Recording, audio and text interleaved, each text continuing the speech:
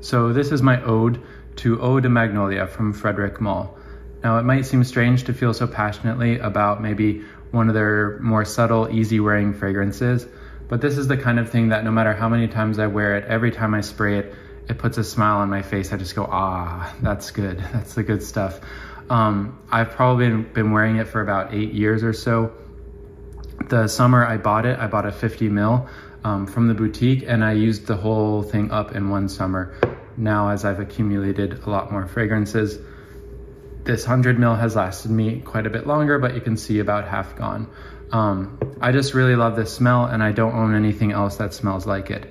At first glance, it might be just a light summer freshie to some, but what I love about it is the way it so perfectly balances and blends 3 fresh elements, which is a citrus, woodiness, and a floralness.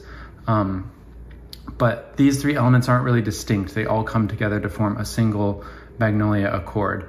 It smells really natural. Again, I believe it was using the headspace technology to capture the smell around the plant. And it really smells like you're taking in the whole atmosphere of the Magnolia. Like I said, it's very fresh, it's very light, it wears very sheer. I'm wearing it today, I've been wearing it throughout the day, but it actually lasts quite well. I feel like it has, oh yeah, right away. So nice, so bright, so refreshing. But it's got enough of a backbone of kind of a woody vetiver green backbone that just keeps going, and it almost just like hums in the background for hours and hours. You'll get wafts of it all day. If I didn't know it was Carlos Benaïm, I might think it's a Jean-Claude Elena, and the way that it kind of wafts and stays diaphanous and kind of swirls around your head throughout the day. Although I suppose in comparison to Benaïm, this is quite a bit more maybe sharp and more well-defined. I'm sorry, as opposed to Elena. Benaïm style is maybe more sharp and well-defined. I'm thinking if we say Elena is watercolors or he's like a Monet, Benaïm is more like a Gauguin. Sharper colors, still a bit abstract. Now I don't recall the smell of a real Magnolia plant, so I don't have anything to base this on, but having smelled quite a few other Magnolia perfumes, none of them are as good as this in my opinion. I think Chloe does one. Oftentimes they go a little sweet, a little powdery, a little more floral. This really stays in this green citrus woody feel. And the citrus feels like it's carried through to the base of the perfume. It also mentions moss and amber. It's not particularly oak mossy, but I think the moss does give sort of that earthy, foresty feel.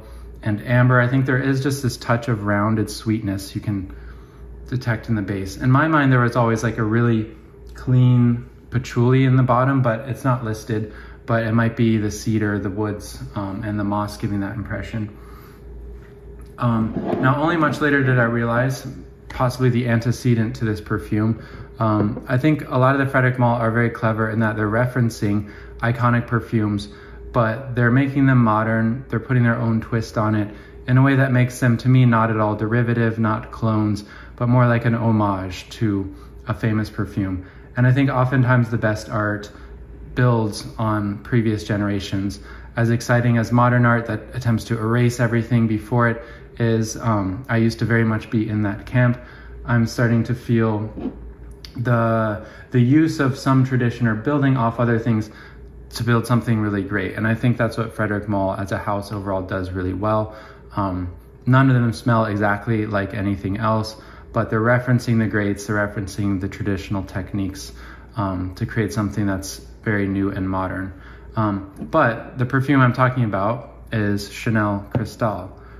This I discovered on a blind sniffing you can do at the Chanel beauty boutiques, where you smell through all the fragrances, and they're categorized by scent family, but they don't tell you what they are. And at the end, you pick your 3 favorites, and you get to take a nice little sample vial home.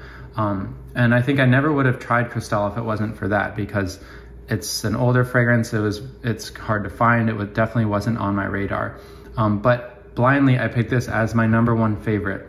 Of course, that's discounting the ones I already knew and had recognized. But after trying this, I realized that this may indeed have been the reference point for an iconic fragrance. to base Eau de Magnolia on. Side by side, right away, you get more mossy bitterness from Cristal.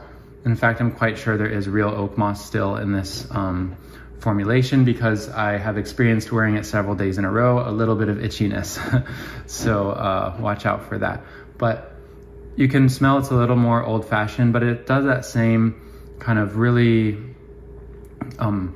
bright, like very sharp contrasted citrus with mossiness, with woodiness. Yeah, also really brilliant, really great perfume. And again, I think everything's just so smoothly put together that both of these come together as just one singular accord. And it's a smell I never tire of. If you know, they have the Jurassic Flower candle, which actually came first, also based on Magnolia.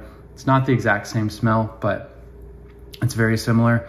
And I like this so much, I've got the body cream.